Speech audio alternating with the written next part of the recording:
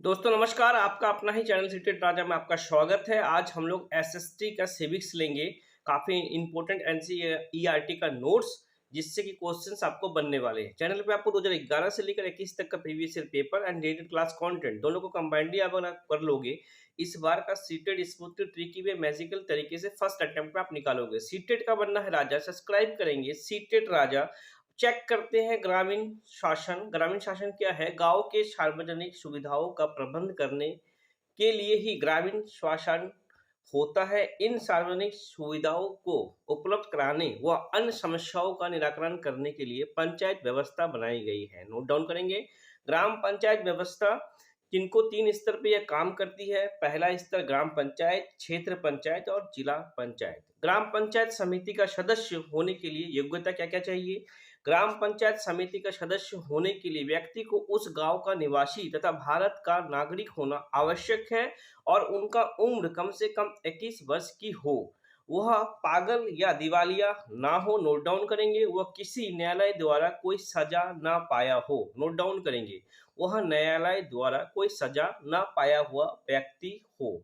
आगे चेक करेंगे जनता द्वारा निर्वाचन प्रतिनिधि। सिविक्स का काफी इंपॉर्टेंट एनसीईआरटी का ये नोट्स है दोस्तों। जनता द्वारा निर्वाचित प्रतिनिधि क्या है? ग्राम प्रधान, उप प्रधान, ग्राम पंचायत समिति सदस्य। सरकार द्वारा नियुक्त कर्मचारी कौन कौन है? नोट डाउन करेंगे। ग्राम पंचायत अधिकारी, सेक्रेटरी जिसे हम कहते हैं। ग्राम विकास अधिकारी, नोट डाउन करेंगे, जिसे हम बीडीओ भी कहते हैं। लेखपाल, इनसे तो क्वेश्चंस आ चुका है। लेखपाल, बेसिक स्वास्थ्य कार्यकर्ता, नलकूप चालक, प्रधानाध्यापक और शिक्षक सरकार द्वारा नियुक्त कर्मचारी होता है। नोट डाउन करेंगे। शिक्षक भी सरकार द्वारा नियुक्त कर्मचारी कहलाता है। अब ग्राम पंचायत के काम क्या क्या है, कार्य क्या क्या है, उसे हम नोट डाउन करते हैं। ग्राम पंचायत यह देखती है कि गांव की जनता प्राथमिक स्वास्थ्य केंद्र के द्वारा स्वास्थ्य की सुविधा प्राप्त कर रही है या नहीं।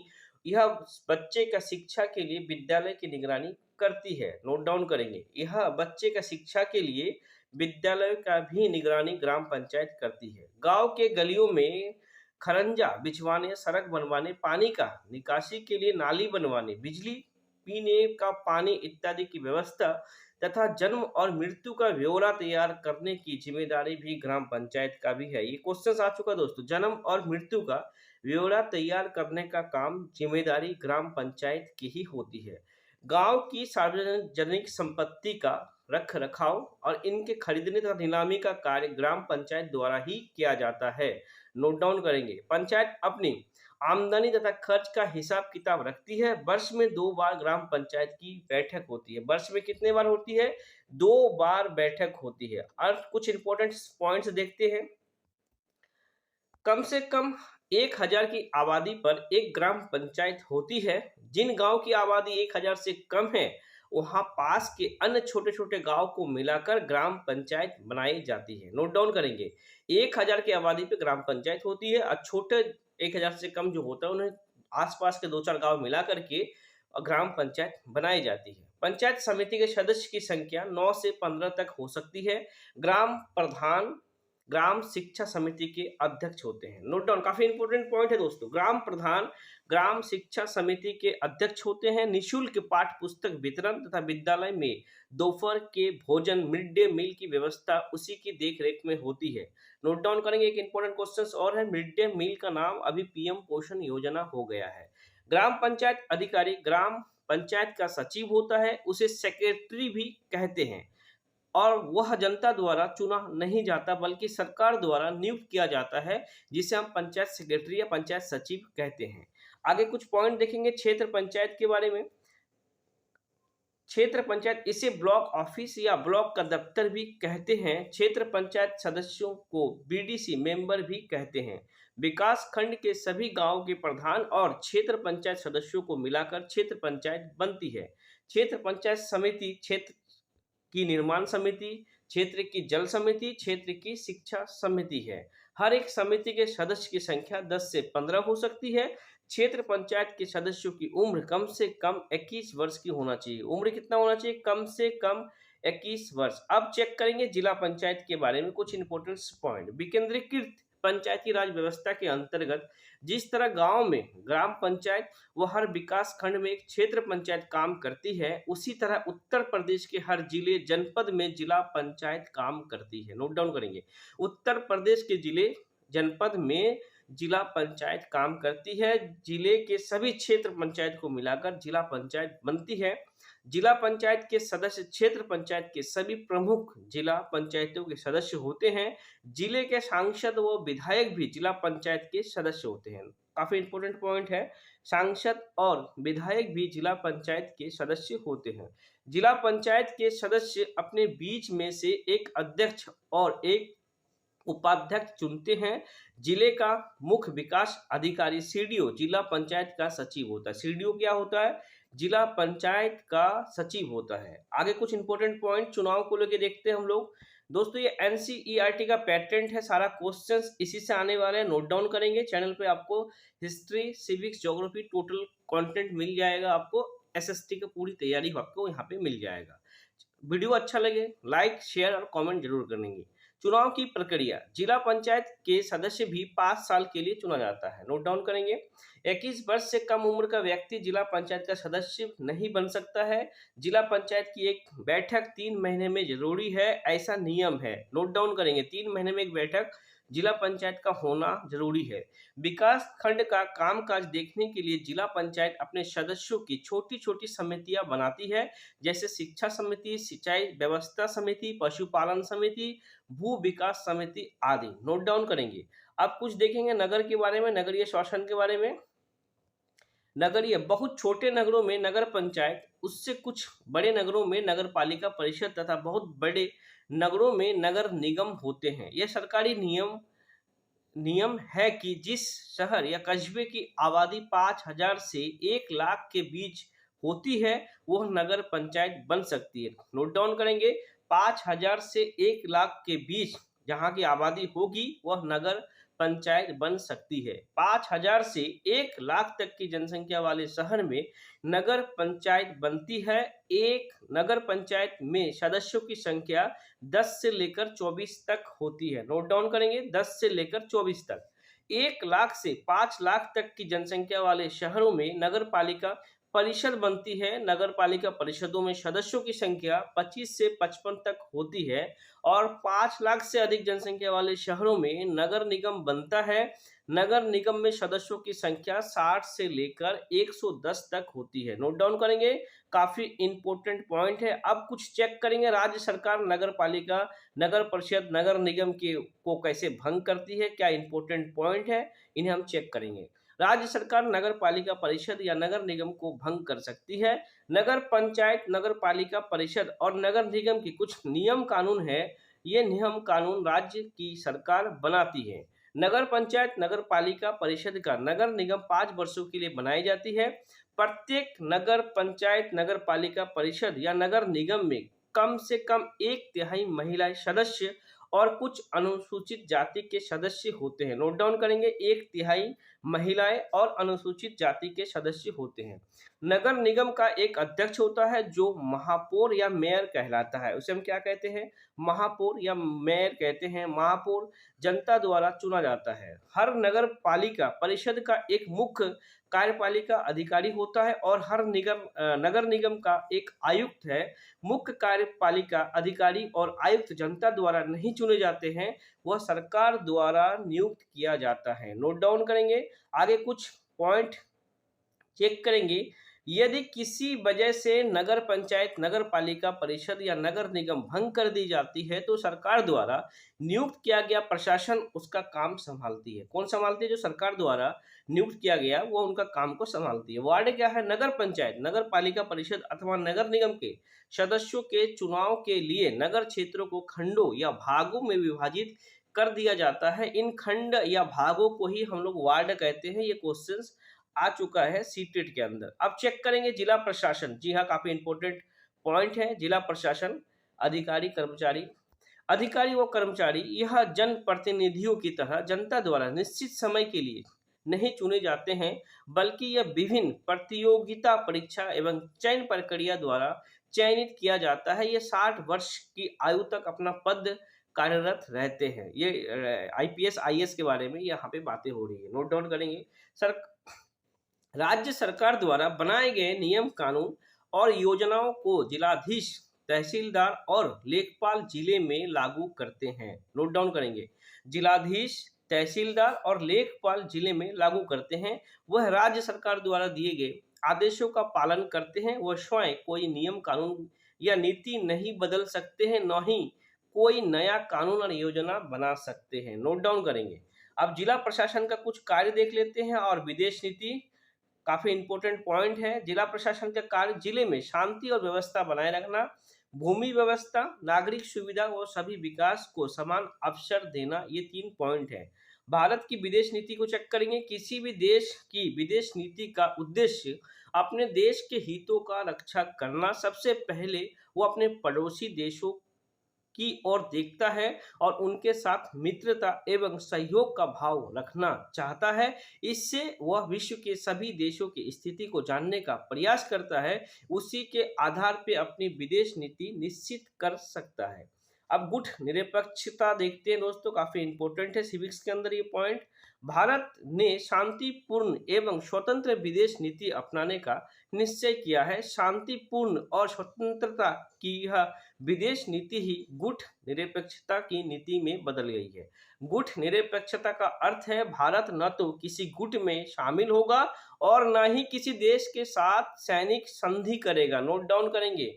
गुट निरपेक्ष का मतलब है भारत किसी गुट में शामिल नहीं होगा और ना ही किसी देश के साथ सैनिक संधि करेगा। मतलब हमारा जो आर्मी मिलिट्री है उसका कोई भी डील किसी देश के साथ कभी नहीं करेगा।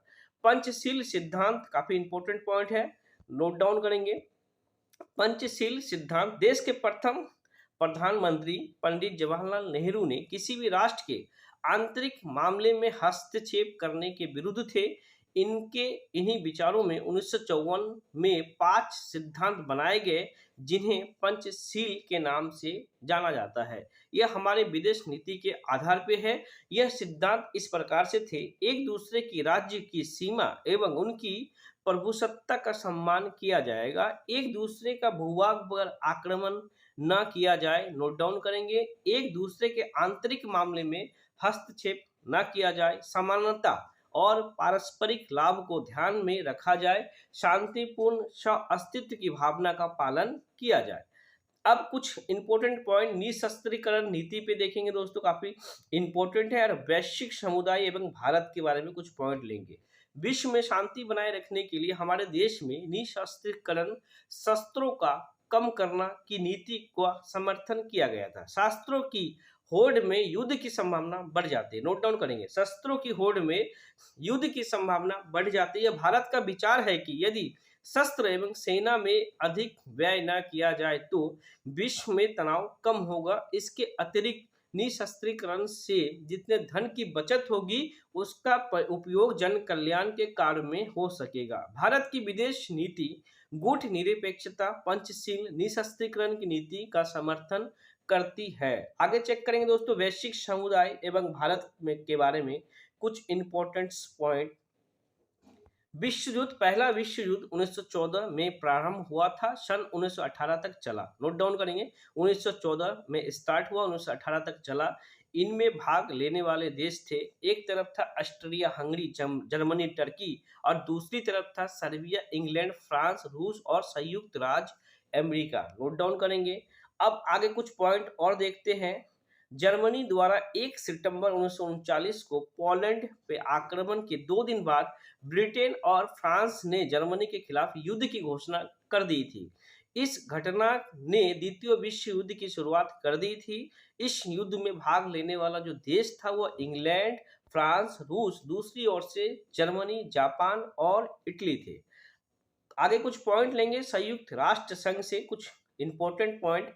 संसार के अनेक देशों की बर्बादी देखकर यह अनुभव किया गया है कि भविष्य में ऐसा युद्ध ना हो। संसार में शांति और सुरक्षा बनाए रखने के लिए विभिन्न राष्ट्रों ने अमेरिका के सैन फ्रांसिस्को नगर में 24 अक्टूबर 1945 को संयुक्त राष्ट्र संघ की स्थापना की है। नोट डाउन करेंगे। संयुक्त राष्ट्र संघ की स्थापना की है। दक्षिण सूडान को 1993 देश के संयुक्त राष्ट्र संघ में सम्मिलित किया गया है। 193 देश में दक्षिण सूडान को ऐड किया गया है। शुरू में इस संघ में केवल 51 राष्ट्र के सदस्य थे, जिनमें भारत भी शामिल था। वर्तमान में संयुक्त राष्ट्र संघ में 1993 सदस्य हैं। नोट डाउन करेंगे, 1993 सदस्य हैं। संयुक्त राष्ट्र संघ में 10 दिसंबर 1948 को मानवाधिकारों की सार्वभौमिक घोषणा की गई थी। इसके लिए प्रत्येक 10 दिसंबर को मानवाधिकार दिवस मनाया जाता है। मानवाधिकार दिवस कब मनाया जाता है? 10 दिसंबर को ह्यूमन राइट्स डे मनाया जाता है। नोट डाउन करेंगे। अब कुछ संयुक्त राष्ट्र संघ के अंग को देखते हैं और इनसे कुछ पॉइंट लेंगे हम लोग, नोट डाउन करेंगे, और सेशंस एंड होने पे, इस क्लास खत्म होने पे मैं इनसे क्वेश्चंस प्रीवियस पेपर भी मैं एसएसटी का कंप्लीट करा दूंगा। वीडियो अगर अच्छा लगे तो आप लाइक जरूर करेंगे दोस्तों। संयुक्त राष्ट्र संघ के 6 अंग है, नोट डाउन करेंगे। महासभा, सुरक्षा परिषद, आर्थिक एवं सामाजिक परिषद, न्याय परिषद, अंतर्राष्ट्रीय न्यायालय और सचिवालय। नोट डाउन करेंगे। 6 पॉइंट है, 6 अंग है उनका। संयुक्त राष्ट्र संघ के 6 पार्ट्स है, नोट डाउन करेंगे, काफी इंपॉर्टेंट पॉइंट है। अब देखेंगे 6 पॉइंट्स में महासभा, जी हाँ, जनरल असेंबली। संयुक्त राष्ट्र संघ के सभी सदस्य महासभा के सदस्य होते हैं। प्रत्येक राष्ट्र सदस्य महासभा में अधिक से अधिक 5 प्रतिनिधि भेज सकता है, किंतु मतदान के समय एक राष्ट्र एक ही मत दे सकता है, जिसे वोटिंग वीटो पावर कहते हैं। वही यहाँ पे कहा जा रहा है, जब वोटिंग होगी तो कोई भी एक देश एक बार ही वोट कर सकता है। महासभा में 6 भाषाओं में कार्य किया जाता है। यह भाषा अंग्रेजी, चीनी, स्पेनिश, रूसी, अरबी, फ्रेंच, काफी इंपॉर्टेंट है। 6 लैंग्वेज में वहाँ पे काम होती है, अंग्रेजी, चीनी, स्पेनिश, रूसी, अरबी और फ्रेंच।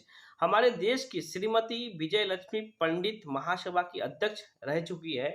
अगर एक क्वेश्चन आए, नोट डाउन करेंगे, विजय लक्ष्मी पंडित महासभा की अध्यक्ष रह चुकी है। सुरक्षा परिषद, सुरक्षा परिषद में 15 सदस्य होते हैं। इनमें से 5 देश स्थायी सदस्य है। स्थायी सदस्य राष्ट्र है चीन, फ्रांस, रूस, संयुक्त राष्ट्र अमेरिका और ब्रिटेन, जी हाँ, जिनके पास वीटो पावर भी है। शेष 10 अस्थायी देश केवल 2 वर्षों में महासभा चुना जाता है, जो और 10 लोग हैं वो 2 वर्षों में महासभा चुने जाते हैं। आगे कुछ पॉइंट्स और लेंगे। आर्थिक एवं सामाजिक परिषद, न्याय परिषद, अंतर्राष्ट्रीय न्यायालय के बारे में कुछ पॉइंट्स देखेंगे। आर्थिक एवं सामाजिक परिषद, इसका उद्देश्य अंतर्राष्ट्रीय आर्थिक एवं सामाजिक समस्याओं का समाधान करना। इसका उद्देश्य यह भी है कि जाति, भाषा या धर्म के आधार पर कोई भेदभाव न किया जाए, मानव अधिकार के प्रति विश्व का सम्मान हो। न्याय परिषद, इनका क्या काम है? विश्व युद्ध के बाद 11 ऐसे राज्य थे जिन पर दूसरे देश का शासन था। नोट डाउन करेंगे। इस न्याय परिषद का उद्देश्य ऐसे 11 राज्यों को स्वतंत्र कराने में सहायता देना था जिनमें वह सफल भी हुए थे। अब अंतर्राष्ट्रीय न्यायालय, इंटरनेशनल कोर्ट, इनके बारे में देखेंगे। इंटरनेशनल कोर्ट ऑफ जस्टिस, इस न्यायालय में 15 न्यायाधीश होते हैं। अंतर्राष्ट्रीय कोर्ट में अगर क्वेश्चन आ गया तो 15 न्यायाधीश होते हैं। 9 वर्ष में यह चुने जाते हैं। यह नीदरलैंड के हैंग नामक नगर में स्थित है। ये कोर्ट कहाँ पे है? नीदरलैंड के हैंग नामक नगर में स्थित है और इनमें 15 न्यायाधीश यानी कि जजेस चुने जाते हैं। अंतर्राष्ट्रीय न्यायालय में भारतीय न्यायशास्त्री श्री BN राव, श्री नागेंद्र सिंह एवं श्री RS पाठक भी रह चुके हैं। वर्तमान में श्री दलबीर भंडारी न्यायाधीश हैं। नोट डाउन करेंगे। वर्तमान में कौन है? दलबीर भंडारी वहां के न्यायाधीश है। आगे सचिवालय का कुछ पॉइंट्स लेंगे और भारत के संयुक्त राष्ट्र संघ में क्या सहयोग मिला, उन पॉइंटों को हम लोग चेक करेंगे। नेक्स्ट वीडियो में हम लोग भारत को संयुक्त राष्ट्र संघ से क्या क्या सहयोग मिले, सार्क, दक्षिण एशियाई राष्ट्र का संगठन, समानता, इक्वलिटी, मध्याह्न भोजन और अंबेडकर, इन सब का कुछ पॉइंट्स देखेंगे। चैनल पे आपको 2011 से लेकर 21 तक का previous year paper and detail class content दोनों को कंबाइंडली कर लोगे तो इस बार का सीटेड स्मूथ ट्रिक की मैजिकल तरीके से फर्स्ट अटेम्प्ट पे आप निकालोगे। सीटेड का बनना है राजा, सब्सक्राइब करें सीटेड राजा। जय हिंद, जय भारत।